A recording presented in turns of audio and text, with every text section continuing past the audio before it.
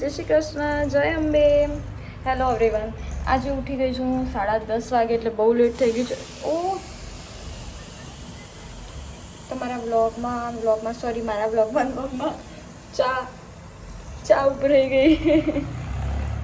મારા બ્લોગમાં ચા ઉભરાઈ ગઈ.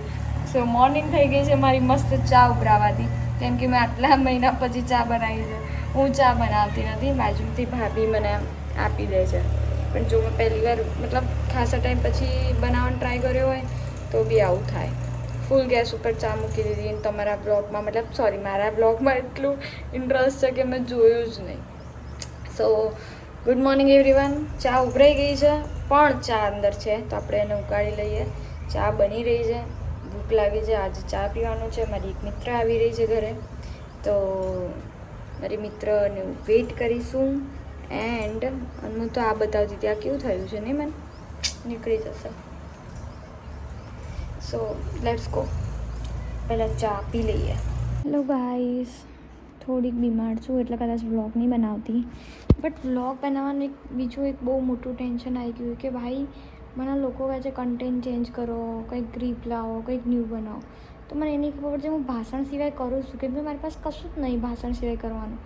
તો બી આઈડિયા નહીં આવતો, એટલે તમે મને લોકો કેમ કન્ટેન્ટ કયું કોઈ બનાવું યાર. હવે આવડી નાની કોઠીમાં આમથી આમાં કરતાં યુ નો દેટ કે શું બનાવી શકીએ ભાષણ સિવાય. અને મારા જોડે કોઈ રહેવાવાળું બી નથી, બોલવાવાળું બી નથી, તો હું કોઈની જોડે બોલું બી નહીં ને. અને ફૂડની ચેનલ કોક કે જો ફૂડની રેસીપી બનાવો, પણ ફૂડની રેસીપી ક્યાંથી બનાવો? ખાવાનું જ બનાવતા નહીં આવડતું મને તો.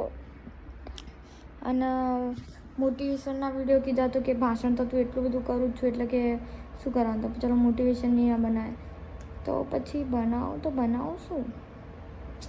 તમે જોઈ શકો છો હું બેસી ગઈ છું કામ કરવા માટે.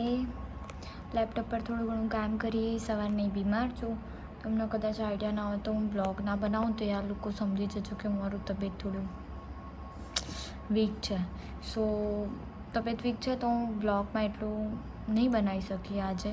બટ હું આજે તમને મારું ઘરનું કલેક્શન બતાવીશ, જ્વેલરીનું. ઓકે, તો મારી પાસે પાટણ બી છે, પણ અહીંયાનું જે વેસ્ટર્ન કલેક્શન છે ને, હું વેસ્ટર્ન કલેક્શન બતાવીશ.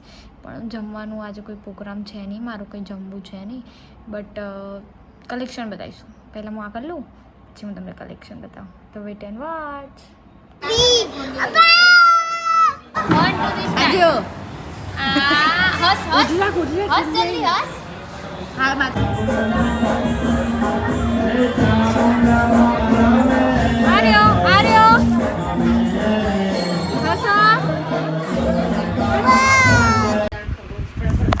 મમ્મી આમાં લાડ કરા, લાડ બહુ ભારે પડે. શું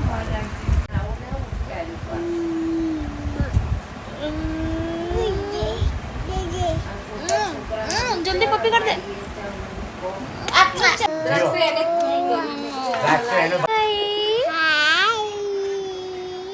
મામા બોલ, મામા બોલ. હાય મિમી. મિમી. બા કે બા. દાદા. પપ્પા. મમ્મી.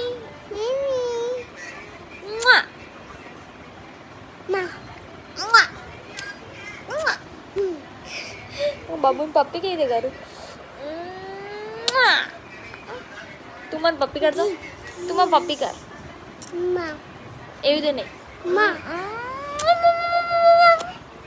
જલ્દી પપ્પી કર દે મને. સો ફાઇનલી ગાઈસ, કોઈ કન્ટેન્ટ હતું જ નહીં. તમે લોકો મને કહેજો કઈ કન્ટેન્ટમાં હું કોઈ બ્લોગ બનાવી શકું. એટલે કન્ટેન્ટ નહોતું એટલે મને એવું દુઃખ ના થવું જોઈએ કે તમે લોકો કંઈને જોવા ના મળે.